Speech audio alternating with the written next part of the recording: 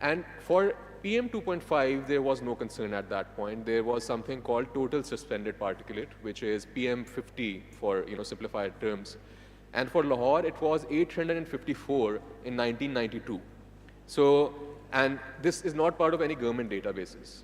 Fast forward to 1997, we have the Pakistan Environment Protection Act, which recognized air pollution as a major issue.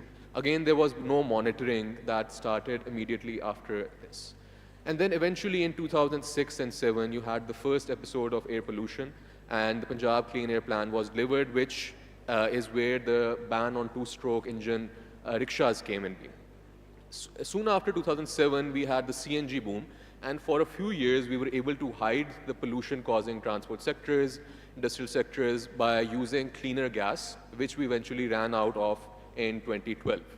And that is really when we start to see the air pollution in cities like Lahore, broader Punjab and Peshawar, Islamabad really come into our face, because this is when we restored the norm to regular fuels. This was the reality, that we had gone beyond what was supposed to be our limit in terms of using fossil fuels, especially clean fossil fuel, if there is such thing as clean fuels. And this is when I also came across this article in late 2012. A lawyer who was earlier here speaking at one of the panels, Rafe, wanted to start going to the Lahore High Court on his bicycle. And then that's when he felt sick and realized the air is bad. 2017 saw a smog commission. Justice Mansoor Ali Shah led that. And eventually we found out that there's literally no data about the air pollution problem. And that is where solutions started to come in. My colleague Abid is here. He was one of the first who decided to look at this issue from a scientific lens. Then we have seen recently that the Punjab Urban Unit, which is led by Dr. Omar Masood, who is sitting right next here, and then also LUMS Energy Institute, which started to develop solutions around, especially mobility, transport as the big sector. So this is the context of our discussion, that you have a serious air pollution crisis. You know some of the sectors causing it, and you also have some data. But what are the solutions, and how do we bring it together to create a management framework, not just for Punjab, but at the national level, to really resolve this air pollution crisis? So to start off, I think I would go to Dr. Naveed Arshad, especially given that he has the institution, LUMS Energy Institution, has been instrumental in developing Pakistan's new energy vehicle policy. They were supported the electric vehicle policy as well. And putting that into the context, given that energy and transport we know are key emitters to air pollution, what do you think, how are institutions like LEI informing policies, especially when it comes to the major sectors? So over to you, Dr. Saad. Thank you, Dawar. So LUMS Energy Institute, actually, our motto is to look at the whole energy ecosystem, which not only looks at the power sector, but also the loads and also some of the innovations that are happening. And then map it to the challenges that we are facing in our country, develop our own feasibility, pre-feasibility, you can say, and then go to the government and do some policy advocacy. The good thing is that across all the governments we work, there has been champions that have actually adopted those ideas, the policies, national electricity policy, new energy vehicle policy, energy efficiency policy, all of them had some contributions from there. But policy is just a piece of paper. Unless you go into implementation of it, it remains very nicely published, quite nicely written papers. So the goal of Energy Institute is to help with the government and the private sector to actually implement these solutions. Because if you are looking at the changes that we are seeing in terms of specifically transport, electric vehicle is not a different form of transport, it's a paradigm change.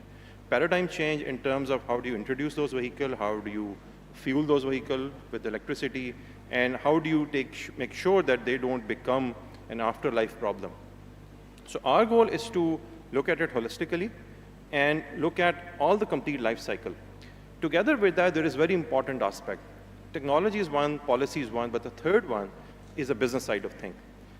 Sometime you can map it to existing business models, but sometime you cannot. For example, in EVs, if you go with the existing business model of converting fuel station to electric charging station, it may not work because EVs take a long time in charging, especially the one with fixed batteries. So you have to come up with a different solution. Maybe you have those charging stations at locations where people spend more time.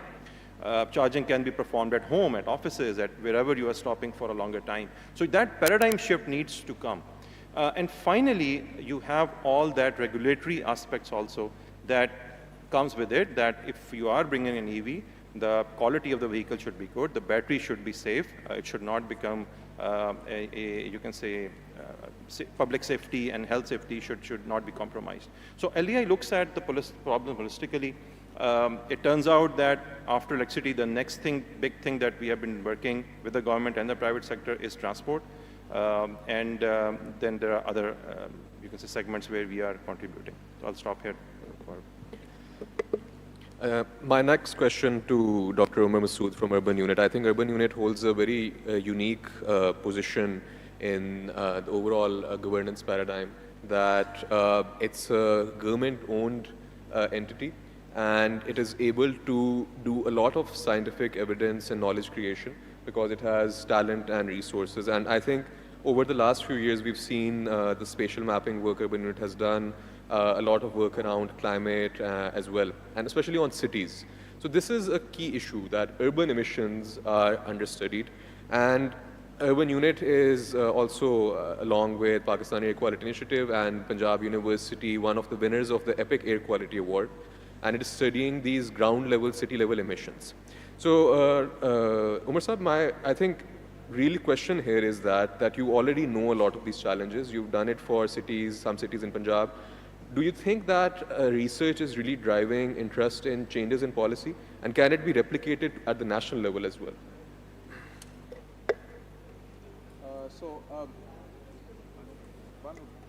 Thank you. First thing first, the urban unit was meant for urban planning. We were not doing much of urban planning, so we decided to branch into data. So let me make that confession that this happened by chance. Because spatially we had the GIS resources, and what we did is that we are simply mapping the sensor. Initially the sensors were not of the urban unit, but when we got the award from University of Chicago, we have got now 160 sensors all over Pakistan which are supplying us with air quality data and some other NOx-SOx. But other than that, whether it is making an impact, yes, it is making an impact, because sometimes policy does not happen from top down, it happens from bottom up. And you know, the sensor data, whether it is low-cost sensor data or whether it is high-quality sensor data, that is now as the smog seasons is about to commence, you will see media, you will see ordinary citizens, you will see social media taking up this sensor data and talking about it. So saying that the sensor data or this monitoring of air quality is not having an impact, I think it is definitely having an impact. But how do you sort of now reorient this data into policy and into actions?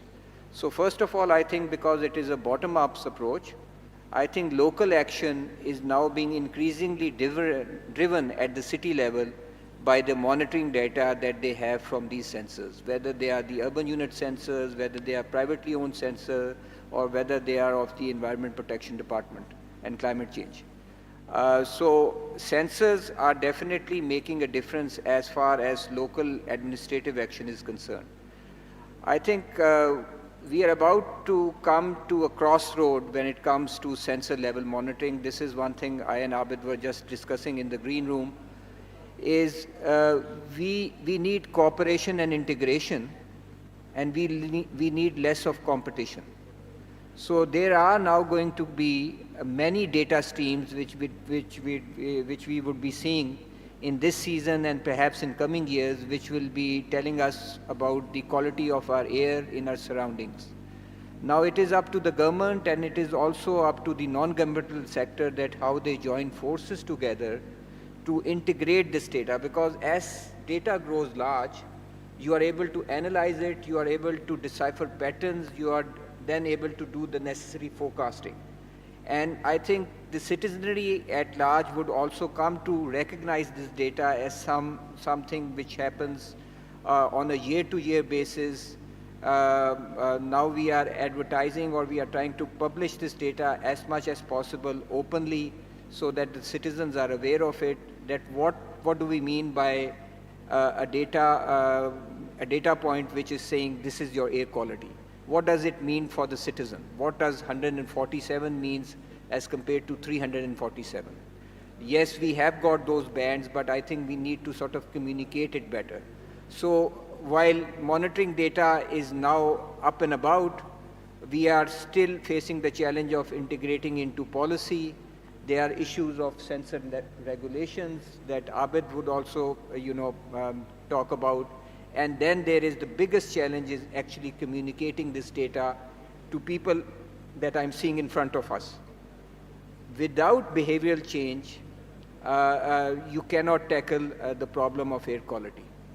And behavioral change can only come about if necessary information is presented in a very cogent way, so that people understand what is the meaning of poor air quality. That's all. Thank you.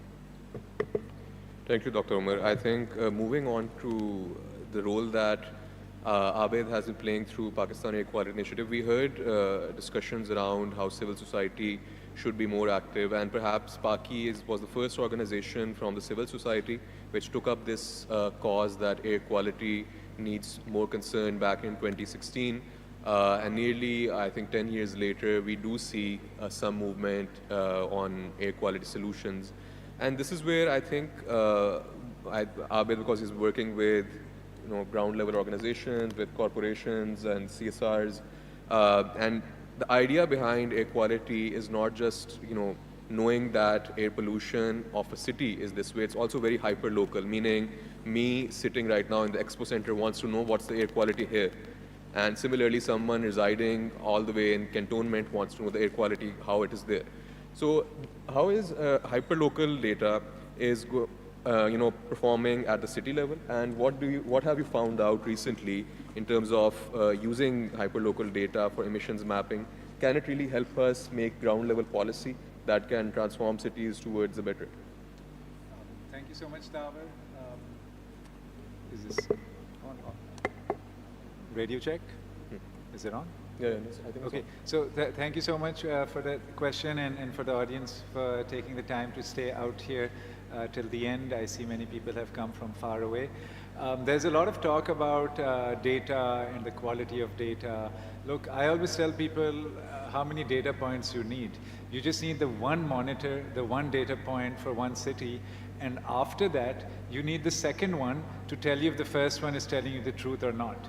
And the third, fourth, 10th, 100th, or 1000th one is not going to give you any new information. That activity becomes academic, it becomes scientific. It is what we are working on, what Urban Unit has also published. The government also mentioned this morning things like source apportionment studies, chemical speciation, emissions inventories, all which are even more important than the data that we have today.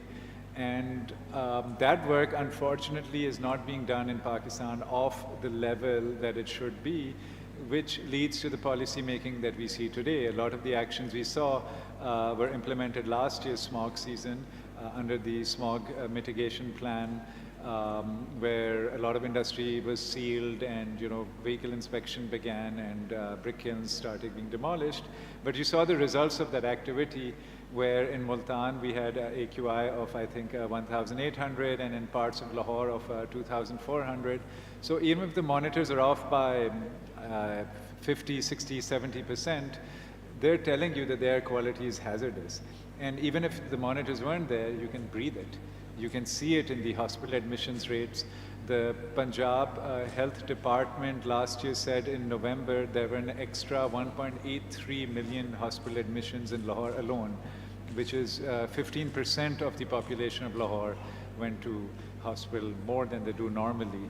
So I think it's time to go beyond talking about what regulatory data or low-cost data or who's providing the data is telling us, and think about what the policies should be. Whereas even today in Pakistan, in the Punjab government, the policy making is still weak, no matter what we heard today. It's because the evidence base in more advanced areas is not mature enough. Thank you. But I think to wind up discussion, I would have the same question to all three of you. I think we can start with Dr. Naveed. That we know that we've achieved, as Abid saying, that we have the data now, and we've achieved a level of understanding which is there, but it's not complex enough to be making the real sectoral policies. I would, just to understand LEI's work more, What is one thing that you think you'll be implementing in the coming months, which is going to be very relevant to be resolving air pollution, especially from the lens of making the right policy? Right. So the important thing is that now we know the air is bad, air quality is bad. What's next?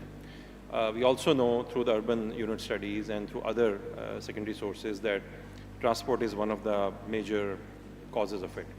43%, in some cases up to 80%, even 43% is high enough. But then are all the transport emitting the same level of pollution? That's a question. According to us, through secondary data, what we have found out that 20% of the vehicles are responsible for 70% of the emissions. We don't know what those 20% are. I mean, could be anecdotal evidence, it could be our hunch feeling, it could be our observations, it could be this vehicle or that vehicle, but we don't know scientifically which vehicles are responsible for it. And when the government is introducing a subsidy scheme or some DFI is coming to introduce a new program, which vehicles should be electrified first? Those 20% needs to be found out. So our goal now, and with the transport department, what we are now trying to do is to identify the types of vehicles that are causing the most pollution so that we electrify them first, and that will cause a major impact in reducing the air, improving the air quality. Beyond that, of course, there are many different things that we can do. There's a lot of talk about fuel standards, and you can say code Euro 2, Euro 4, Euro 6, RON this or that. I think now we are looking at a paradigm shift happening, and that paradigm shift at, you can say, the triangle of renewable energy, especially solar, battery storage, especially lithium-ion, and electric vehicles. This triangle, the first revolution we have seen in Pakistan, we have seen an unprecedented wave of solar in the last 2 or 3 years. The second we are seeing is the battery revolution that is coming to Pakistan, and the third is the EV one. Rather than looking at and spending our energies on technologies that are probably not going to be around 20, 30 years from now, I think we should, you can say, divert some of our attention to technologies that are now coming up. We have a good, you can say, this stepping stone in terms of solar, and we can capitalize on it. So I think this is something which we will like to focus in the next few years or so. Very rightly pointed out. I think the same question to Dr. Omar as well, because again, situating urban unit and its relationship with the government, I think there's a lot evidence that exists which can inform administrative policy down to the UC level a lot better. So any things that you want to point out that urban units approach would be this in the next 1 year? So, just to speak about the 160 monitors that we installed, about half of them are in Punjab, and the remaining half are in the remaining 3 provinces. So that not many people know about it. Urban unit at the moment is getting data from all over Pakistan, including Islamabad. But there are still many places which do not have a monitor. It's not been installed by the private sector, and it's not been installed by the government. And this is where I think the low-cost monitor really is a panacea. A small urban settlement, even a one low-cost sensor can tell a lot about air quality, and that local administration can perhaps do a lot more than perhaps even the city of Lahore to improve that air quality. So just imagine that if we would have the entire map of Pakistan and information coming through these monitors, and we could know the pockets of good air quality also. Perhaps most of us would like to move there and spoil that air quality also. So we should all stay back in Lahore. But still, there is a lot more that can be done in terms of sensing. So it's not that we've just got 160 monitors and that's more than enough. When it comes to neighborhood level actions or local communities, perhaps you need a monitor, and perhaps if the community is energized enough, it can do something for itself. I mean, just to give you a factoid, the province of Punjab has 191 urban settlements. 191 urban settlements which are categorized under the law as urban settlements. We usually talk about Lahore and 3 or 4 other cities in Punjab, and just we completely forget Kasur, Nankana Sahib, Narowal, Shakargarh. I mean, these are towns with hundreds and thousands of people. We have to start thinking about their air quality as well. So as far as the next year is concerned for the urban unit, I think we would be expanding this network from our own resources and asking the government of Punjab to help us to expand this network to smaller cities and towns. Thank you. Thank you, Dr. Omar. I think moving on to Abid, given that civil society is placed in this hard place that it's not very big, but it is expected to do a lot of things as well.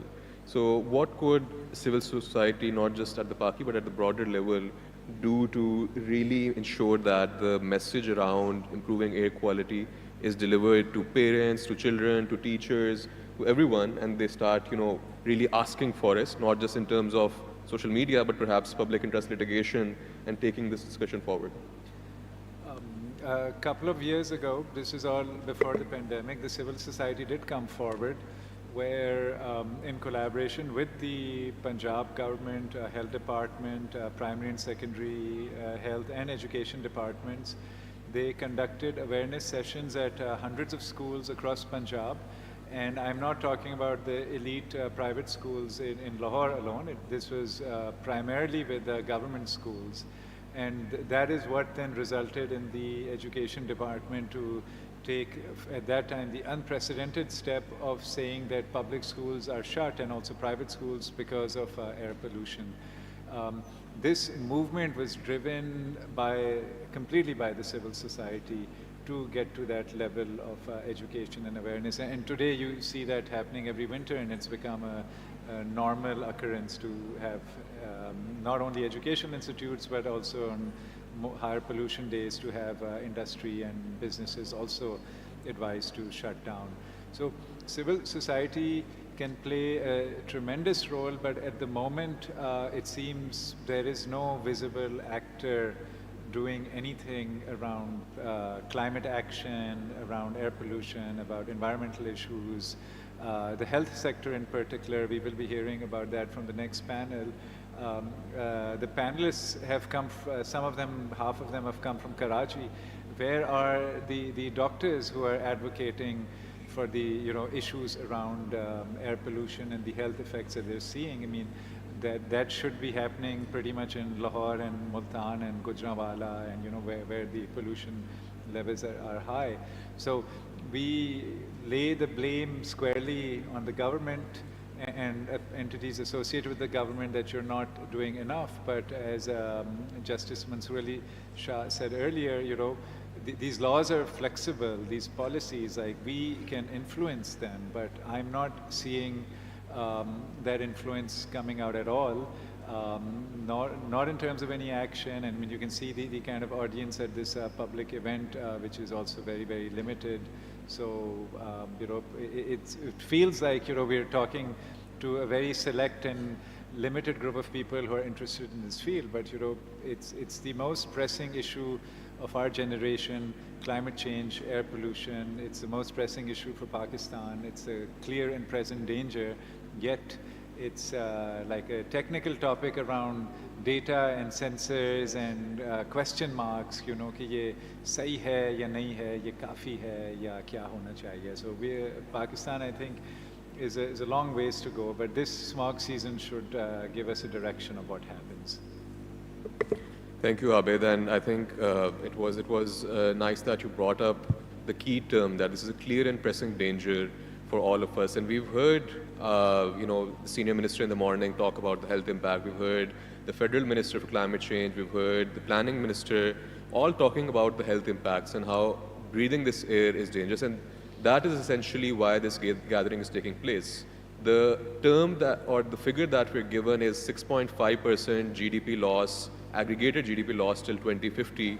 And all of that happens in health terms, that our productivity, our children's schooling years, our key adult years are impacted by this air pollution. And as a result, Pakistan will be losing this economic growth. At the same time, since it's a very personal issue, it's important to interact with the civil society, with the government, with judiciary, with media. And as we've seen and heard from the panel, it is we're quite at a risky stage in our trajectory in resolving air pollution. But at the same time, there are solutions being built among civil society, research institutions, and the government. And this is where I leave you, thanking my esteemed panelists that there is hope, but at the same time, a lot more is required. So thank you for giving us the time.